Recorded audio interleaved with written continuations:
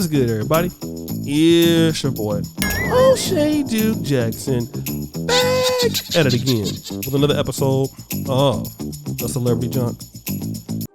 Interracial dating still is a very controversial topic, especially when we're talking about black men dating white women. And of course, we've seen that with TJ Holmes and Amy Robach, although that does combine a lot of cheating and infidelity into that. But now in the case of black women like Cheryl Burke, who, by the way, she's a dancer, very attractive. You know, it seems to go like, as the old folk will say, water under the bridge. It goes relatively unnoticed. And Cheryl Burke was married to Matthew Lawrence.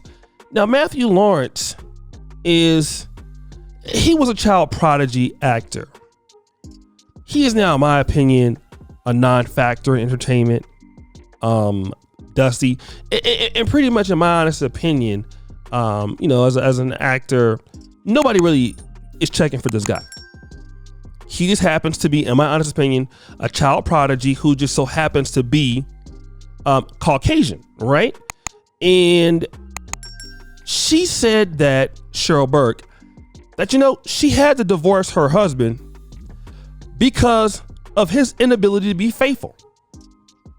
Let me say something that I don't think we want to talk about. But if you look at Matthew Lawrence, not to be confused with the comedian Martin Lawrence, looking at Matthew Lawrence, who is an American actor or singer who, like, nobody really cares about this guy. He doesn't look like he's the kind of guy that's a womanizer. Until you look at who his preference is for.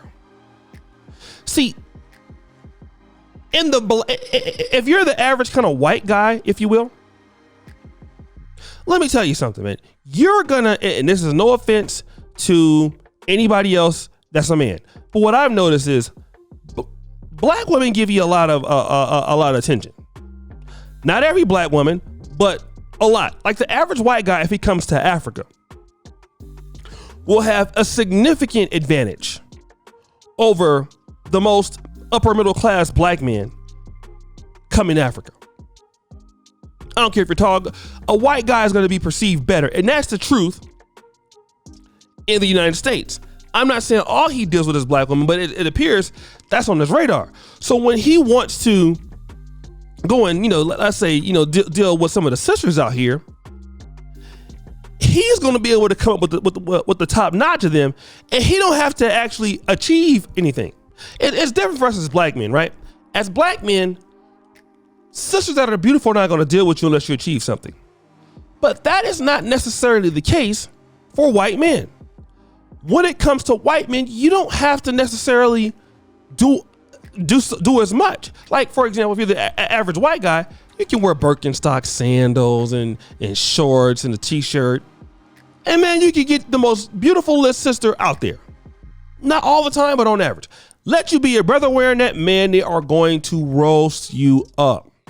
All right? So anyways, she said he was cheating on her. Okay?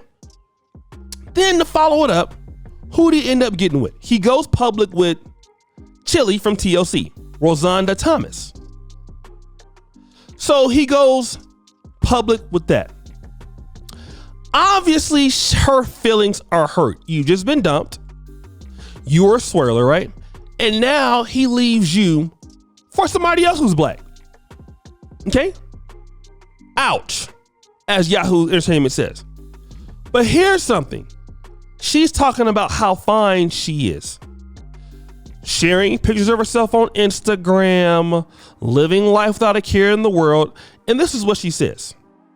If I could describe how I feel in one word, I honestly couldn't.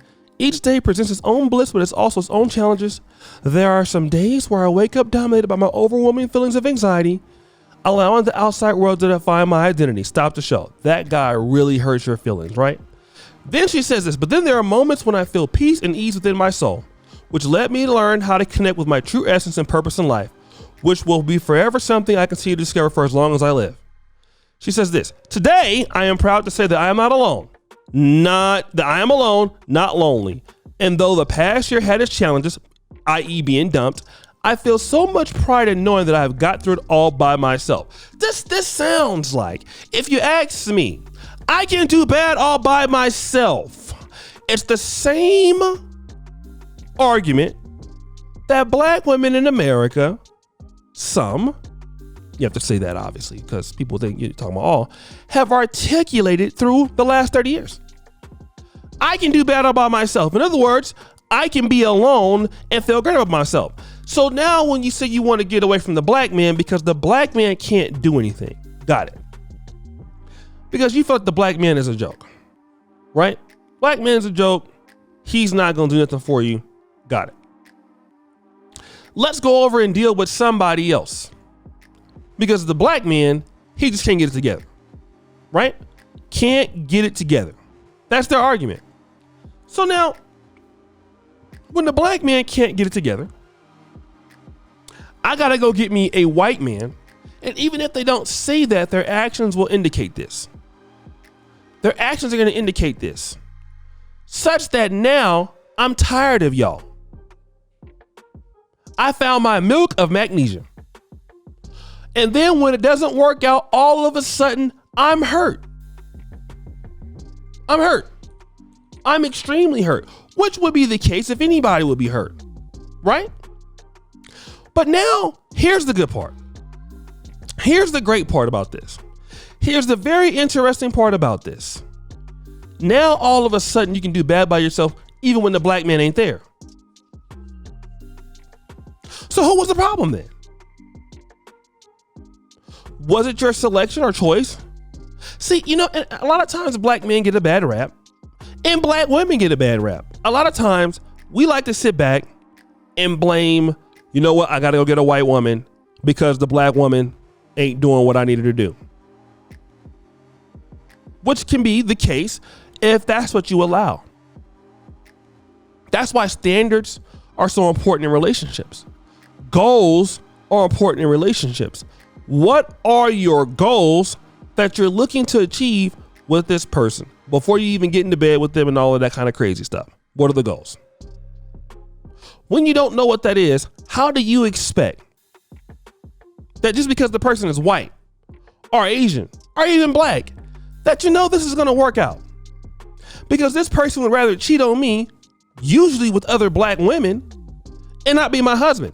So now I've gotten all this through myself, and I'm posting pictures on Instagram because really I'm still hurt. She said this: normally I would have jumped into another relationship, found a rebound or two, and gone out with my friends 7 nights a week while numbing by abusing and using alcohol. However, this time I chose a different path. That man really messed you up. He really messed you up. And I'm gonna tell you one thing. If it was a black man, they'd be, girl, I'm so glad you got rid of him, girl. He ain't no good. He ain't nothing. He ain't doing anything. All of which, all of that, all of this and that. But now when the white man is, y'all, now all of a sudden, we don't have no conversation for him, do we? We're quiet on that, aren't we? Yes, we are. Because this can't be that people can be people and that white don't make it right and black don't make it whack, does it? See, we got to be honest here. We got to start having some more respect for the individuals there.